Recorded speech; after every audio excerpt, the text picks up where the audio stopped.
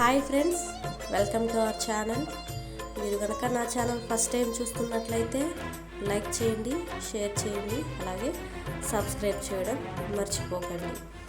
ఈరోజు ఈ వీడియోలో మనం కర్మ యొక్క ఫలితాలను గురించి తెలుసుకుందాం. నీకు చెప్పబడిన కర్మను చేయవలసింది, ఎందుకంటే ఆ విధంగా చేయడం కర్మ చేయకపోవడం కంటే ఉత్తమమైనది. కర్మ లేకుండా మనిషి తన దేహాన్నైనా పోషించుకోలేడు అనే ఈ వాక్యాలు భగవద్గీతలోనిదండి. దాని సారాంశం తెలుసుకుందాం. మానవుడు గృహస్థుడు సేనా నాయకుడిగా తన కర్తవ్యం నిర్వర్తించాలి. అందుకే అతడు అలాగే ఉండి గృహస్థునిగా చెప్పబడిన ధర్మాలను నిర్వర్తించడం మంచిది.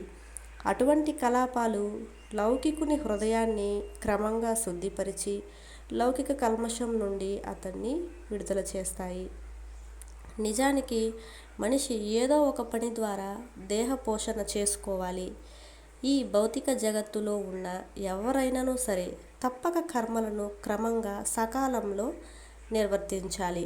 అంటే వాయిదాలు వేయకుండా, ఇతరులను అన్యాయంగా దూషించకుండా ఎవరి పని వారు సకాలంలో అంటే ఇన్ టైంలో పూర్తి చేయాలి. నీకు ఇవ్వబడిన పనిని నీకు రాదు అని చేయకుండా ఆగిపోవడం కంటే నీకు వచ్చినంత వరకు చేయడం అనేది చాలా మంచిది. పోషణకై నీ కర్మలను అంటే పనులను చేయకుండా ఇతరులపై ఆధారపడడం అనేది చాలా తప్పు. కర్మ దేవుని కంటే గొప్పది. ఇక్కడ మనం చేయాల్సిన పనిని కర్మగా చెప్పడం జరిగింది. ఇది మీరు గమనించాలి. నువ్వు చేసే కర్మ సరైనదా కాదా అని నీ హృదయం, నీ మేధస్సు నిన్ను హెచ్చరిస్తూనే ఉంటాయి. వాటికి మించిన దేవుడు ఉన్నాడంటారా?